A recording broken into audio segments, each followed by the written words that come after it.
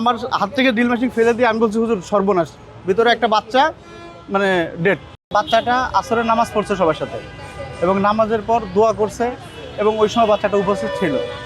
উপস্থিত থাকার পরে সবাই দেখছে, আসরের পরে দোয়া শেষ করে হুজুর ছুটি দিয়ে দিছে। হুজুর ছুটি দেওয়ার পরে সব বাচ্চারাই ফ্লোরের ভিতরে খেলাধুলা করে নিয়মতান্ত্রিক। সব বাচ্চাদেরকে ওই সময় আর কেউ কোনো হুজুর সার্চ করে না বা কিছু খোঁজ খবর নেয় না। কিন্তু মাগরিবের নামাজ যখন শুরু হয় তখন আবার হুজুর খোঁজ নেয় যে কোন কোন বাচ্চা আছে কোন কোন বাচ্চা নাই।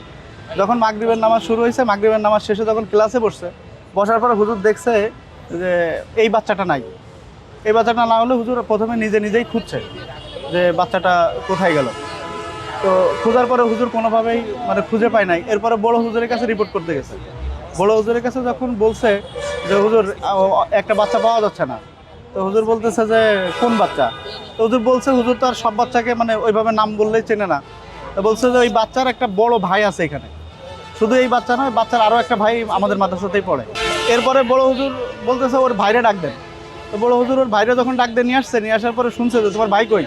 তা বলতেছে বাইরে তো দেখলাম আসরের নামাজ পড়ছে, এরপরে শুনতেছি খুঁজে পাচ্ছে না, এতটুকু আমি জানি। তা বলছে আচ্ছা ঠিক আছে যাও। এই কথা বলতে বলতে এই পাশের বাথরুমে ছিটকানি লাগানো কয়েকজন বাচ্চা এসে বলতেছে হুজুর এই লকটা খুলতেছে না, বাথরুমের ভিতরে কি আছে খুলতেছে না। পরে আমরা 2-3 জন ওইখানে গেছি, 2-3 জন উস্তাদ সহ গেছি। যাই বড় হুজুর নিজে টোকা দিছে, টোকা দিয়ে কথা বলতেছে যে তুমি কে আসো? আমি বড় হুজুর, কেউ নাই এখানে, তুমি চলে আসো, আমার কাছে আসো। তো কোনোভাবেই খোলে না। এরকম 2-3 মিনিট টোকাটুকির পরে তাই আমি বলতেছি হুজুর তাইলে আমরা যেহেতু দরজাটা ভাঙা যাচ্ছে না, আমরা ড্রিল মেশিন করে ফুটো করে আগে দেখি কী অবস্থা ভিতরে। আর ভিতরে অলরেডি তখন লাইট জ্বলতেছে, বাথরুমের ভিতরে লাইট জ্বলতেছে। পরে ড্রিল মেশিন নিয়ে আসছে, ইলেকট্রিক মিস্ত্রি ছিল, ওনাদের ড্রিল মেশিন নিয়ে এসে ডিল করে দেখি যে প্রথমে একটা ডিল করেছি, দেখা যায়নি। পরবর্তীতে মাঝখানে আর একটা ডিল যখন করছি, করার পরে দেখি যে বাচ্চাটা ওই অবস্থায় ঝুলে আছে, বা বের হওয়া, চোখ মুখ বড়, মানে দেখেই বোঝা যাচ্ছে।